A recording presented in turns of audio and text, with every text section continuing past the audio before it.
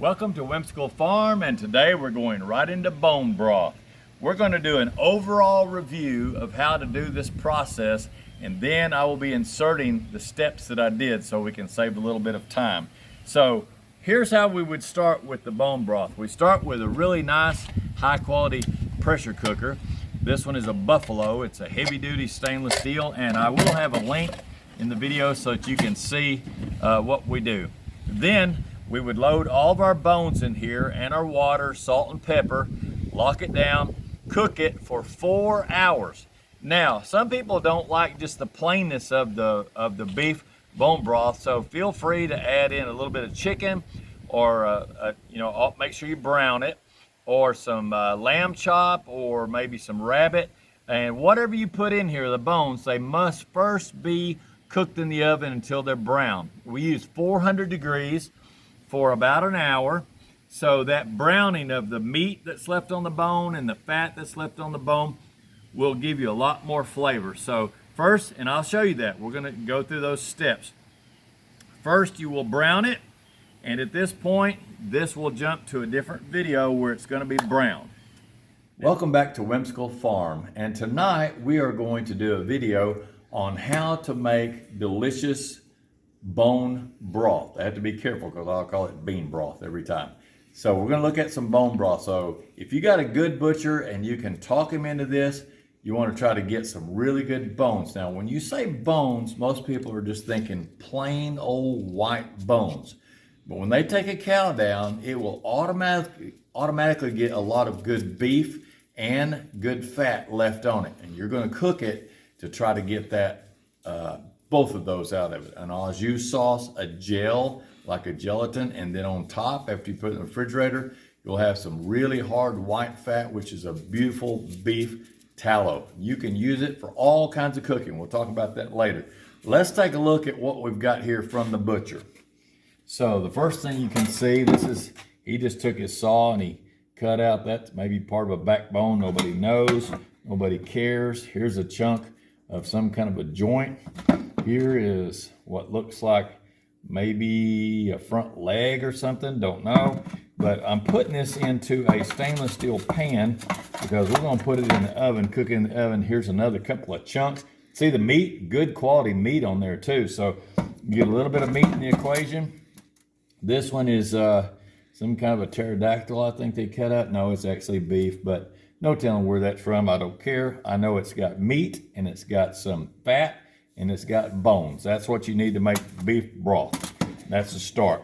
And then to make it more fun, you can come in with a full-size leg. Now, when you get to this size leg, I took this on a rock that's in our front room and smashed it as hard as I could. It's a big 2,600-pound rock. And I hit right here with that rock as hard as I could, and now both my hands are broken, so we don't do it that way anymore. What you do is just have your sweet wife go out into the wood shop. So now once you break out the old Sawzall, we use a blade that's dedicated for the job of cutting up bones. We don't use this on sewer pipes, or old rubber tires or that stuff. So just use you some nice avocado oil, clean that real good, get all the dust off of it, and whatever else was on it previously. Hold the bone like this, real careful, don't let it get away.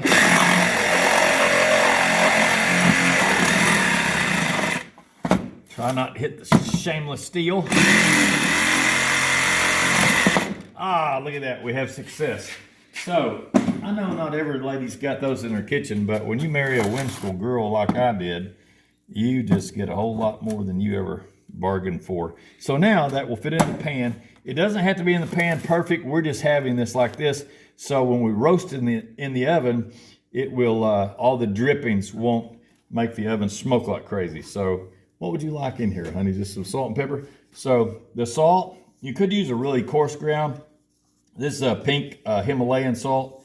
And we will be adding a little more salt later to our broth, our bone broth. So we're gonna call this base salt. It's just enough to kind of clean things up a little bit and bring some activity to it. We've got some coarse ground black pepper. You gotta have that in any kind of beef dish that you do anyway. Again, not too much because it could get so hot your bone broth would burn you down. So that's the initial preparation work. We also will have a pressure cooker that we're going to put this in. I'll go ahead and get this out in case you don't watch the next video. We have a big industrial type pressure. I call it a pressure washer, but it washes the fat and all the stuff off the bones, but it's a pressure cooker. So right now, let's go ahead. We've got the oven set on 400 degrees, and I'm just going to bake this until it starts to brown up a little bit and render some of the little bit of the fat, get it roasted, and then we'll add it to the pressure cooker. So this is part one of how to make bone broth. So come back for part two. Thank you very much. Welcome back, and we are on part number 2 of making this wonderful bone broth. So remember in the beginning, in the introduction phase, we were roasting these bones in the oven, and that gets the meat that's left on there and the fat brown. Anytime you got brown meat and brown fat, it adds flavor. So that keeps it from tasting like you're just having nothing but a hot fat. We don't want that. So now we got it roasted.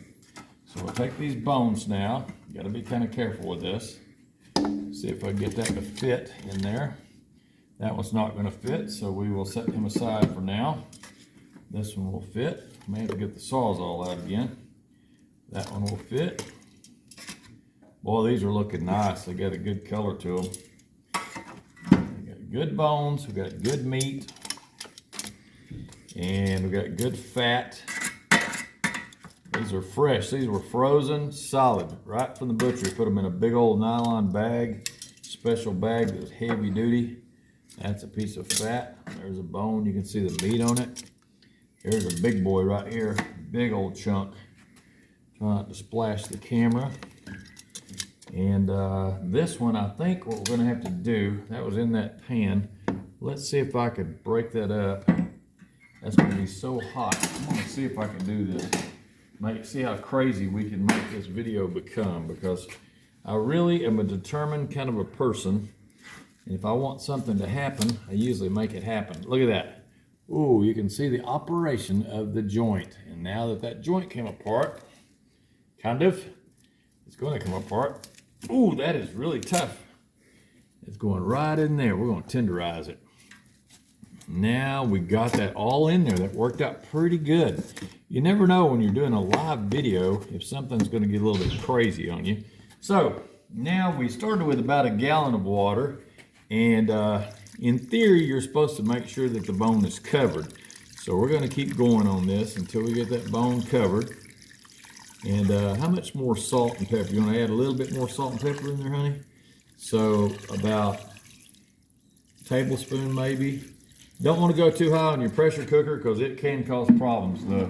They will tell you not to put too much water in one of these because you could start blowing water out your top vent. So I'm going to give a whole, you know what, I've got another container here somewhere, or did have. No, I don't. We're going to put a whole teaspoon of salt. We can always add a little more salt later. You don't want to oversalt this because once you get too salty, there is no backing up. So there's one more teaspoon of that. And with that much, we're going to go about 1 teaspoon, level teaspoon of black pepper. And then we're going to not lose any of this fat. That's going to be part of the equation. Put that drippings in there.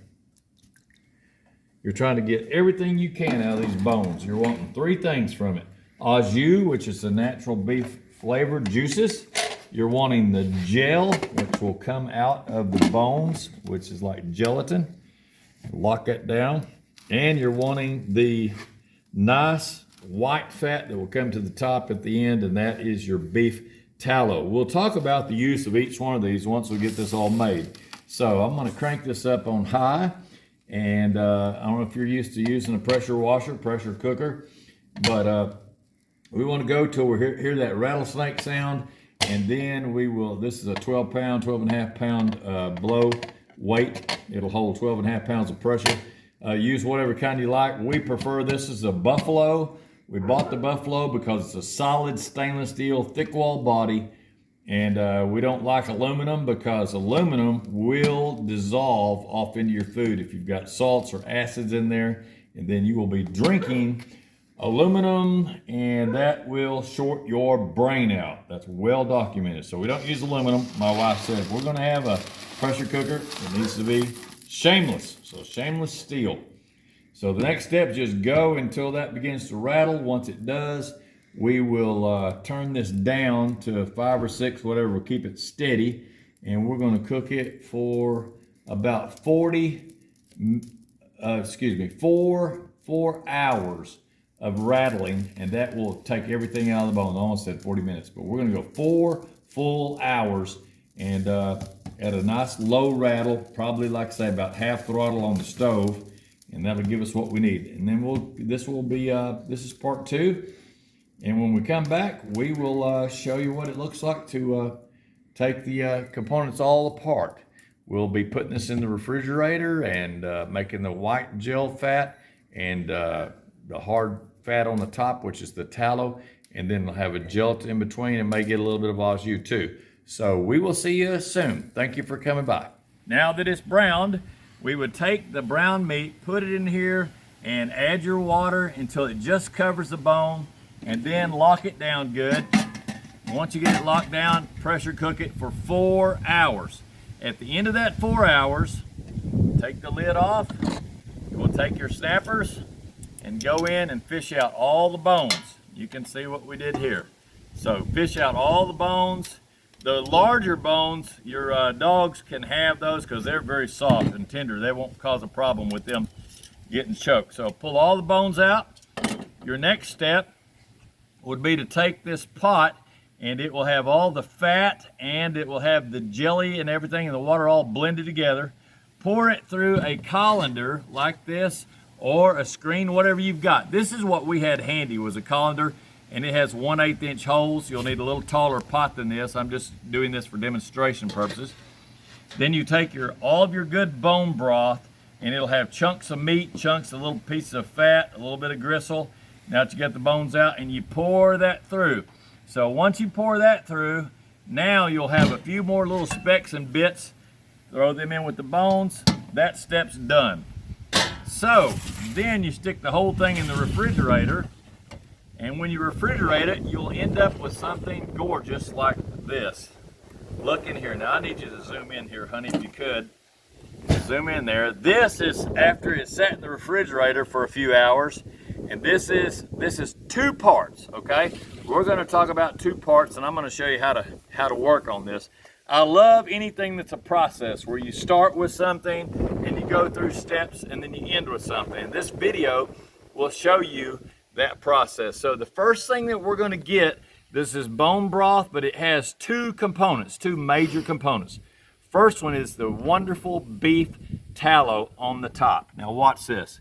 Look at that, it's like butter. So we'll take that tallow off, and we're going to skim it. It's not that much, but it is very valuable.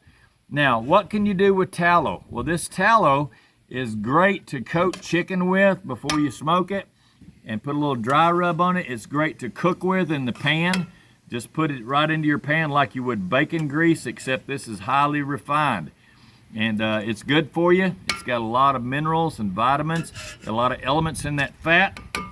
That's the fat of the field from the grasses. It's actually came from the field. That cow, he can be raised on straight grass and he can get big and fat. That's one of the reasons that we switch over to carnivore. Look up just a second. The problem with just eating grass and vegetables and broccoli and all that, you've been told your whole life that if you just eat grasses and green stuff and salad that you'll get skinny. I see a whole lot of fat people at the salad bar now. They may be eating other things.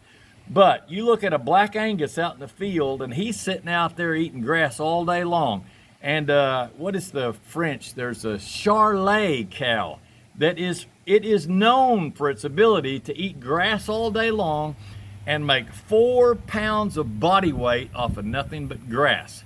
Now, if you watch a lion, he goes out into the woods and he finds a gazelle, or he finds a wolf, or he finds a small bear, or anything else on the smorgasbord that he wants, but he eats meat. He eats the guts, he eats the muscles, he eats the heart, he eats the tongue, he eats the tail off of it.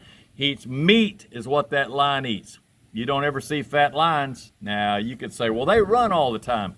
That's also not true. That king of the jungle male lion sits around in the camp, and the girl does most of the running and making babies, but they are eating meat and they are super strong. Their blood vessels don't stop up. So never be scared of fat. Let's look at this, finish this up. We are getting the beef tallow off. This beef tallow is not something to dread. It's not dangerous. It's not going to hurt you. That's got a few little specks of brown meat. No big deal. So get that out of the way. Now the next step is, we'll say this step goes here. It's done step. There's our tallow. We will put that in the refrigerator and we can remelt that and put it in little jars. Put it whatever container that you like. It's just fine. Now this pot, let's look what's in the bottom of it. A whole lot of nothing. This pot right here, when you put this back in the fridge, this hadn't been in the fridge very long. This pot will turn into gelatin. It will be so jello-like that when you get ready to make your beef broth, all you'll do is you'll scoop out a couple of scoops of the gelatin. It'll be very thick. You don't think that'll be thick, but it will. You scoop that gelatin out, put you a couple of scoops of that. You could put some vegetables if you'd like to have some celery or some onions or carrots or a couple of little chunks of meat, chicken, beef, whatever. You've got your beef broth stock. And it's actually from the bone, but it's got some beef in it too because those bones had beef and fat on them. But this wonderful bone broth right here is filled with all kinds of minerals. And look up just a second. For people that have problems with their joints, first thing to do on your joints if you're having problems, pains in your knees, is get the weight off of you. Switch to a carnivore diet. That will start trimming fat off because you won't be addicted to sugars. You won't be eating Twinkies and donuts and ho-hos and ding-dongs and buttercups and ice cream, all kinds of weird stuff. And, you know, go to Sonic and get you a Butterfinger Blast. That's like 3,000 calories because it's ice cream and the Butterfinger's crunched up and then a whipped cream on top. By the time you eat that, you need a shot of insulin. Your sugar's crazy. So by doing this, you can start trimming that fat off your body, and that will help your joints. Your knees will feel better. But this bone broth is filled with collagen. It's got collagen in it, which is God's natural lubrication for your joints. You need that collagen, and there's all kinds of other trace minerals and elements and vitamins in that bone broth. So take a couple of scoops of your gelatin looking stuff, add water as you see fit to make it as strong or as weak, a little bit of salt and pepper. This is what I've learned from the Japanese. You go out to a Japanese restaurant, they are different type of people than us. They eat, their culinary desires are different. Americans are big on going thick broth, thick beef stew, real thick, everything has to be thick and packed with flavor. They make a little soup, which is almost water to me. It's miso soup, and it's good. My wife loves it. It's not my forte. I needed a little stronger. I put me about 4 bouillon cubes of chicken or beef in there and stir it up. Now I got some soup. Well, you can do the exact same thing with this. Take your 2 scoops of gelatin out and you add in a cup of water or 2 cups of water, or maybe you don't want any water at all. Maybe you want it that heavy duty.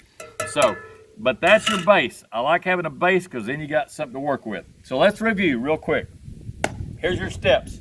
You start off with a pressure cooker. Pressure cooker's here. Right now it's a paper towel. Pressure cooker. You brown the meat. Get it cut into usable sizes. You bake it in the oven 400 degrees for 1 hour. Take the browned meat and bones, throw it in. Add water until the bones are covered. Now remember, on a pressure cooker, they'll tell you not to go up to the tip top because you wouldn't have any headspace for steam. So don't put too many bones in. You want to end up with about 3/4 of a container. So then lock her down. Cook that for 4 hours. Make sure that your counterweight's rattling on the top for 4 solid hours. Then after that, you pull the top off. Once the steam has released, pull all your bones out. Get the bones out, chunks of meat, whatever big things, because we're trying to get to a liquid. Then you would put your strainer in place. Now the strainer's there. You would pour all this contents, pour it through the strainer, and you're getting all the beef bits and pieces and scraps and all that stuff out of it. You put that in the fridge, let it chill for a while. After it chills, you end up with this container here, which would be the next step. It will have that nice beef tallow on the top. Go ahead and extract your beef tallow with a spoon. You've got it, and you're left behind with the gelatin stuff, which is your bone broth. So this can be used for cooking, for searing in the pan. You just take a little scoop of that, throw that in your iron skillet, and then you can lay your hamburger patty on top of that, or some nice chicken that you want to fry real good, or whatever that you want. You can use this like butter. Use this just like butter, or just like you would if you were using pork, which is you know, your pork fats. A lot of people buy that. It's a nice refined lard, but some people are scared of lard. But here is your answer. If you don't like lard, you want to be kosher, you don't want to have pork involved, use this. Now you've got something that's a kosher fat that you could use. So thank you very much for visiting with us. I hope that I've covered everything. We're in the wind out here. Make sure, please, that you look for the link to this guy, because that is a super strong pan buffalo. It is purchased on Amazon. I'll have you link for that. Use whatever containers that you have around the house that'll work good. Stainless steel is always in preference to aluminum because it can mess with your brain. Just stick with stainless steel. Carnivore diet, definitely look into carnivore because it's the way to go. There's doctors all over the world that have switched themselves and their patients to eating only things that come from animals. That would be beef, lamb, chicken, fish, eggs, cheese, heavy creams, heavy milks, anything that comes from an animal, fish, tuna, sardines. That stuff will make you grow like crazy, be stronger. I started off at 278 pounds. I'm not no skinny mini, that's for sure, but I was 278 and now I'm at 200. So 78 pounds of my body weight is gone because I got off of sugar, I got off processed foods, and now I want to be like a lion and eat meat.